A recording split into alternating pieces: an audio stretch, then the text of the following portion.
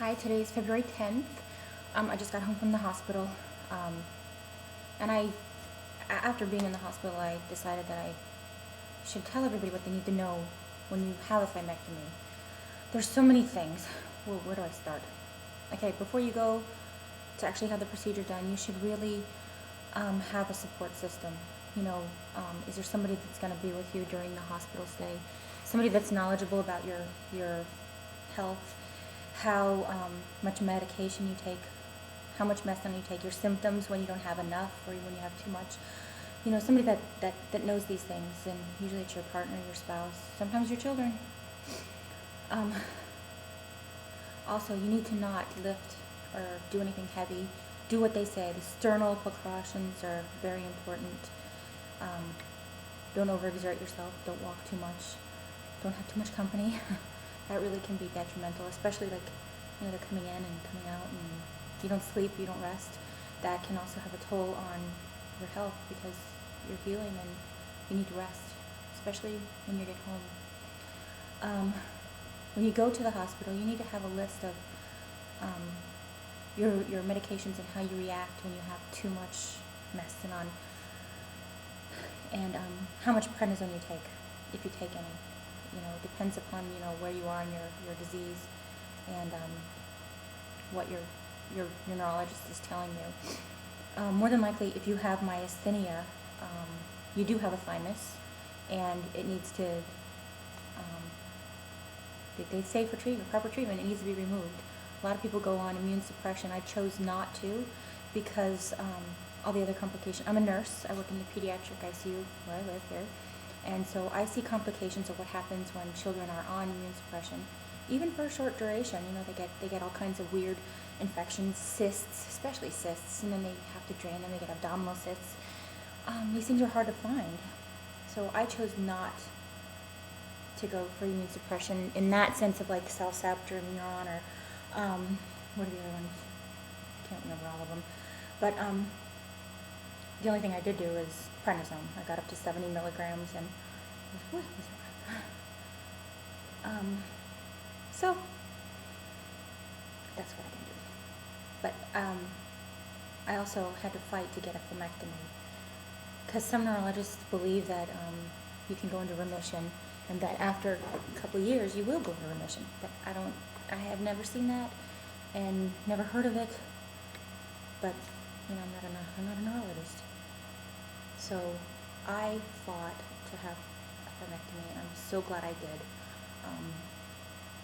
I have come off my medication quite a bit, and have more stamina. Even though I have this little wound here, I have more stamina even with this, because I can actually walk from my bedroom to the kitchen without getting short of breath.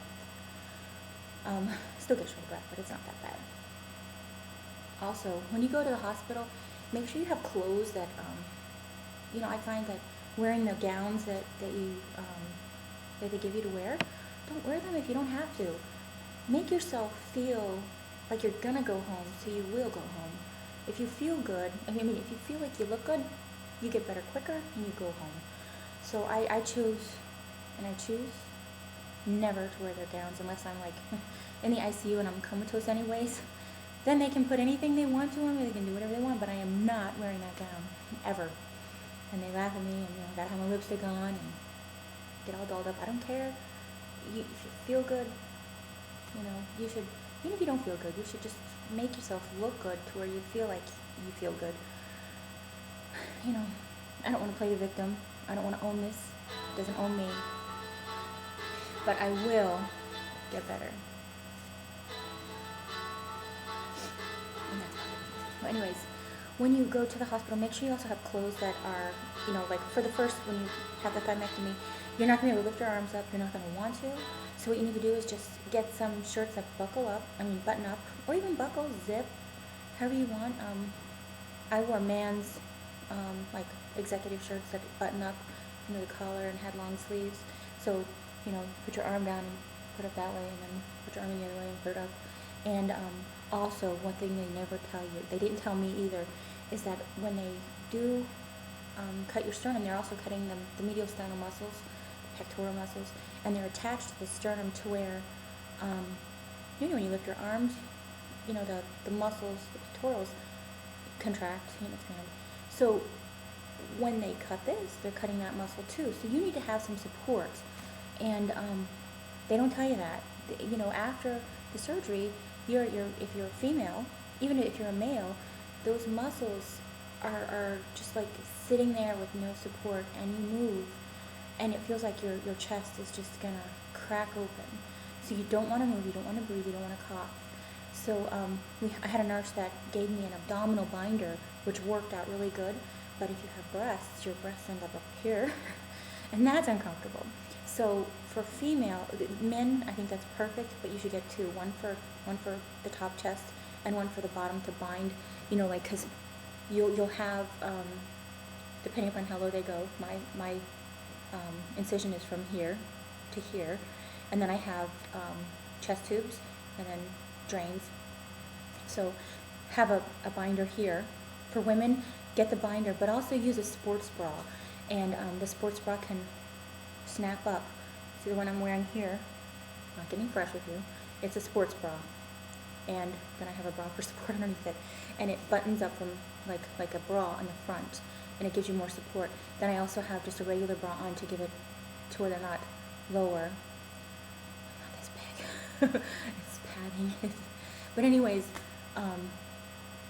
keep your breasts close up and tight so they don't pull the muscle and cause irritation, which can cause infection.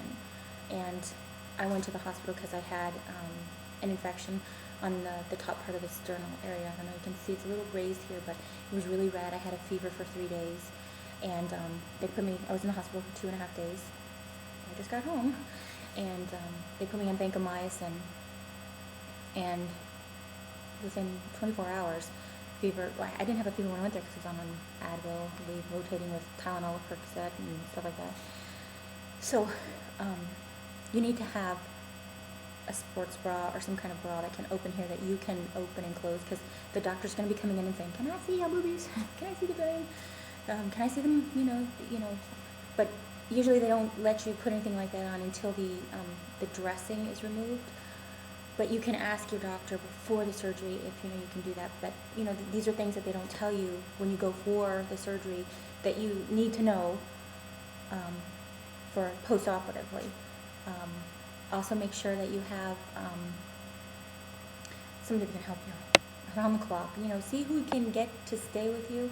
I didn't have that luxury, so it was very hard, and it gets emotionally stressful and draining because you're there alone. So make sure you have, even if it is a neighbor or a friend, somebody there, and especially during the ICU time, because you're not going to be available to talk, and there's things that can be going on that you don't know that you might say no to if you had known. And so make sure you have somebody there that is knowledgeable about you. Also, you're going to have catheter. Make sure you get that out. Bring underwear. A lot of people forget to bring underwear. Bring socks. I brought shorts and those long. I brought like sweatpants and stuff because I was not going to wear that thing afterwards, the gown. And plus I had a central line here, so I didn't have IVs, so I could wear anything I wanted. So talk to your doctor about what kind of lines you're going to have. If you're going to have an arterial line, a central line, and the process that's going to happen afterwards. Are you going to go to the ICU, or are you going to go to a main floor? More than likely you'll go to the ICU. So these are things that you need to ask beforehand. I'm going to do another video. It's coming up to 10 minutes, so I'm going to do another one to tell you more about what you need to know. So that's going to be part 2. See you in a minute.